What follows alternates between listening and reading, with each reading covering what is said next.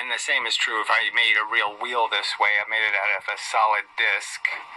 Okay, the fact is that the wheel would consider this. Yeah, why don't you draw it wrong? Thank you very much. Alright, sorry. I'm old. Yeah, it's all challenging. Alright, so you put the heavy mass 1 unit of distance from the fulcrum, the axle, and the half mass 2 units, and it will be perfectly balanced. The energy to move this will be exactly the same as the energy to move that.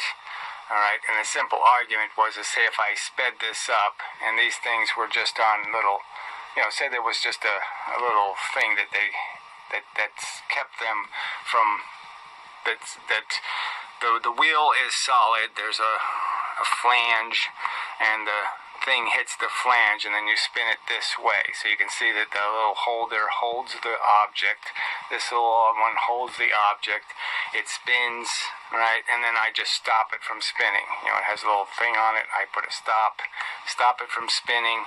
Well, yeah, you can see, this is going to fly off this way. This is going to fly off that way. And the simple argument is this is not going to be 1.4. It's going to be twice the velocity. Alright, period. And it's just going to demonstrate that pushing this half mass at twice the velocity is the same exact work as pushing the 1 mass, 1 velocity. And the 2 mass, 1 velocity is the same as the 1 mass, 2 velocity. So in your wheel example there, again, you just strawmanned the argument. This is the lever. If we put both masses on at the same time and launch it with a set amount of energy, this part of the lever will move 1 distance, this part of the lever will move 2 distances in the same amount of time. Therefore, whatever you put here and whatever you put here, because the lever is moving as 1, and this is 1 distance and this is 2 distance, you could swap the masses around, it doesn't matter. You will get a 2-to-1 ratio. That is not your argument, so you just strawman the arguments. So the argument is when you launch them separately.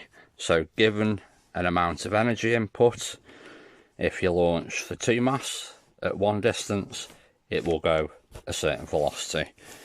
If you then launch the 1 mass at twice the distance with the same amount of energy input, it will not move twice as fast. It will take longer to accelerate, and it won't achieve 2 velocity with the same given energy input. What you're stating here, like I say, it doesn't matter here. You could put the masses anywhere, you could swap them around, they could be much larger, it doesn't matter. The fact is that when you launch it, this part of the lever will move at 1 distance, and this will move twice the distance in the same time. When you launch them individually, that doesn't happen because you've added leverage, you've got the moment, and that slows down the acceleration and it conserves the energy. If you did want the lever to accelerate the same with the same amount of input, you can just move the 1 mass to root 2, which would be 1.4 the distance from the fulcrum. You launch it, the lever will accelerate at the same rate, but you've changed the distance. So the 1 mass is now at 1.4 the distance, and that's how far it's travelled in the same time, and therefore it will still only go 1.4 velocity, conserving the energy.